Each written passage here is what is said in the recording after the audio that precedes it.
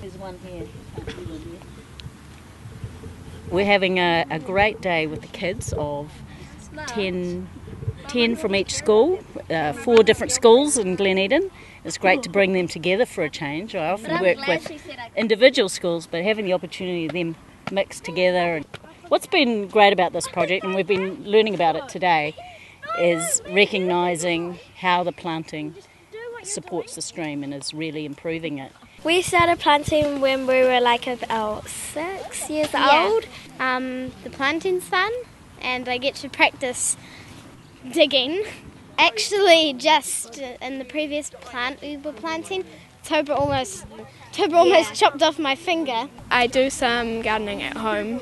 Most of the fruit trees, the birds and stuff eat the fruit off, but we have a tamarillo tree which we get a lot from. I recently planted some potatoes, but I'm not sure when they'll grow. Yeah. I've been with the Enviro group for 4 years now. So I think I was about 2.5 when I first ate a slug. That wasn't very good. It feels really nice picking something out of your own garden instead of going to the shop and buying it, and it's much cheaper to plant it. It's fun and we get to help the environment grow. I'm involved in the Enviro Club and the Stream Club. I've been in it for many years.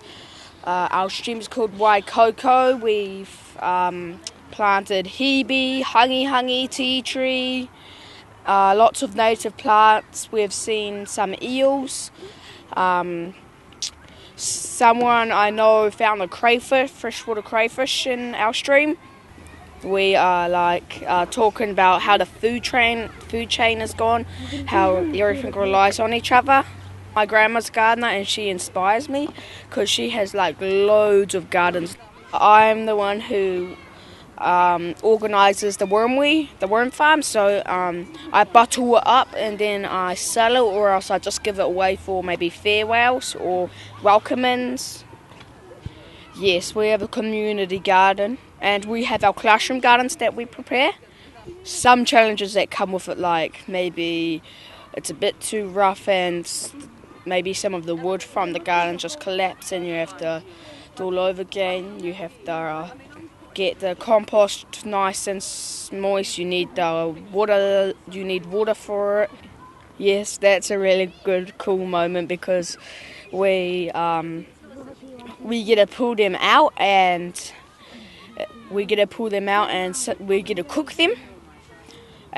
It's like a special moment, and we sometimes just leave the plants in there to seed, and then we just grow more veggies. Then maybe the next year we leave some more and grow more and more and more. When we were in Stream Club, we used to go to Piha, and it was super muddy, and I got my boot stuck in it, and I got the shovel and dug a really big hole and put the plant in. We look after our stream and we take some Chinese river and tread and some weeds out. I work for a council program which is called Waikea. It's a stream monitoring project essentially. So we use monitoring as a base for advocacy and action, but also education for mainly school groups out in the west. The idea is that we also feed into community group activities as well, but I'm working mainly with schools. And today I've just come along as sort of a support person for the work of Project Twin Streams, and so I've got a little station down there. We've got some macroinvertebrates from Waikamete Stream. We're also talking quite a lot about the development of the area and how that impacts the stream. Those kids actually came up with sort of what I was getting at quite quickly, in that it's not automatic that we look back and things are better. There's been so much work around the streams in Glen Eden and all over West Auckland now that we're actually doing really good work and things are actually sort of steadily improving. So it's not sort of this I'm trying to get the kids away from a sort of obvious sort of like, oh, everything back then was so great, and just start to think about, no, what was going on? What were they using the land for? You know, the stream hasn't gone anywhere. What were the impacts on the stream of that land use? How has it changed now? All that sort of thing. And they were getting that really fast today, which was really cool. Quite often with the kids, you know, they've been talking about streams for quite a long time, but when you start to talk about the catchment, that's the most sort of powerful thing, because that's you can't be outside a catchment, so you are inevitably connected to your stream in some way once kids start to understand that idea. So the stream isn't sort of something that's over there, it's something that I impact, We're sort of at the confluence here. Bishop is behind us and Waikimete over that way. So I'm just looking at the Waikimete stream today, and it's looking really good, except that, last week we had a huge amount of rain, and you can see the impact of that. We always find stoneflies here, which are a really good indicator of a regularly high quality water. So that's a really good sign.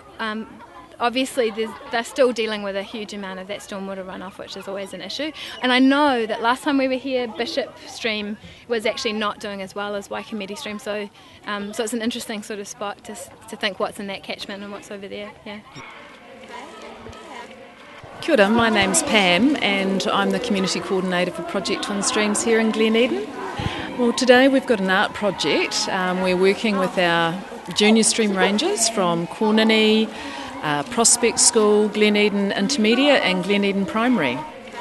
My name's Kahu Kel, and I'm an environmental artist, and today the children are doing some ephemeral art, making people out of natural fibres. We're making some ephemeral art, so what that means is this is eventually going to break down. It quite possibly will end up living by the stream.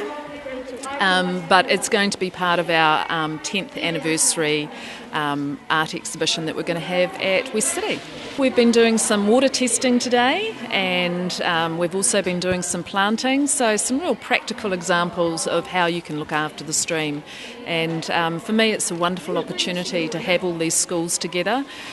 We often work with all the schools individually, but it's really great for them to know that they're not doing it alone, that there's a number of schools and all our streams connect across the landscape, as do these schools. There's the Whakarina stream and the Bishop stream, and they come down into the Waikimete. And there's many streams in Glen Eden actually, many small streams, but they all join up and meet the Waikimete and then head down and end up going out at Henderson Creek.